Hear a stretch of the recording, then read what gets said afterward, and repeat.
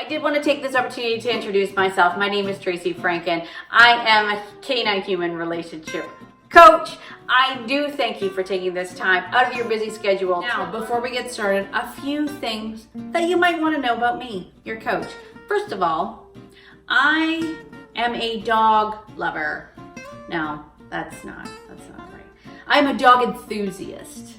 No, that's not, that doesn't even really come to, you know, I would say I'm borderline dog nerd. I'm a nerd. I'm a dog nerd. I mean, honestly, most of my waking hours is spent reading about dogs, learning about dogs, studying dogs, living all things dogs. I mean, this goes back to even my childhood. You know, back in high school, I would be sitting on the bus reading dog behavior books. In my locker, there were pictures of who's kidding who? I don't even know the heartthrobs back in the 80s and 90s because I had pictures of Lassie and the Littlest Hobo in my locker.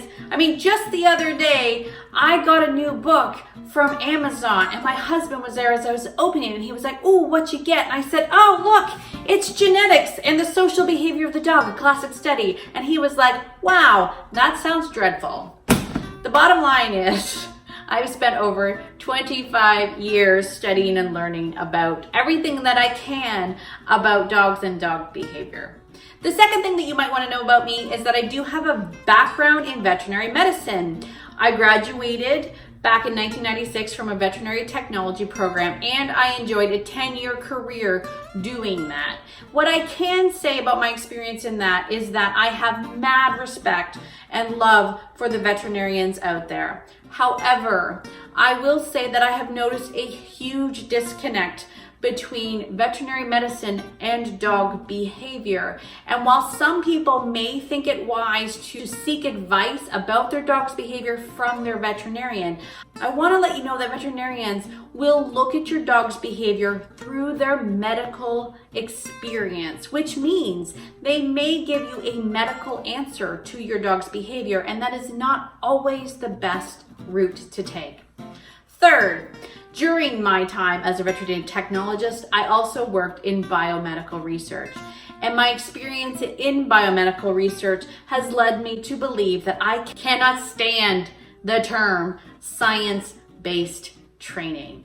It literally makes my skin crawl when I hear it. Now, if you are a person that follows science-based dog training, or you are someone who teaches science-based dog training, please hear me out when I say this. The reason why I hate that term, science-based dog training, there's a number of reasons, but the main reason is this.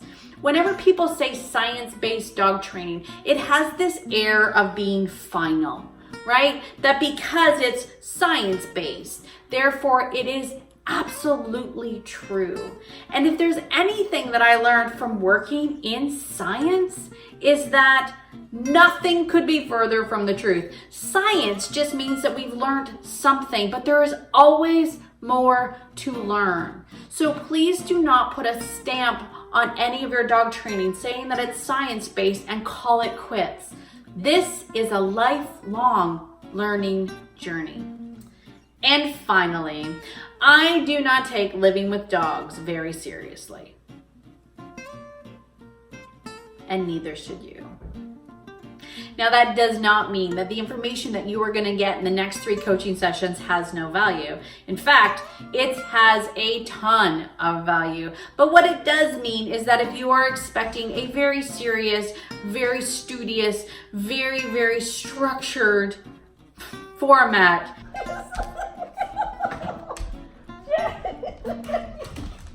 you're not going to find that here. Now, what you are about to learn in these next coaching sessions can be life-changing.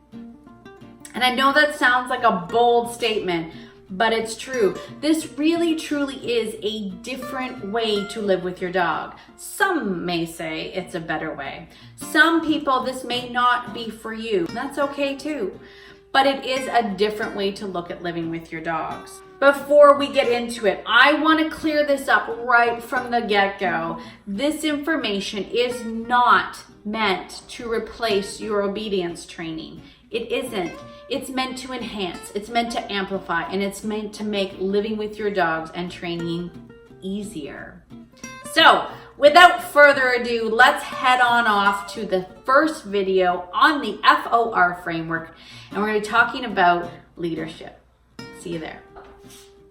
And I also have 18 dogs. Probably should have led with that. 18.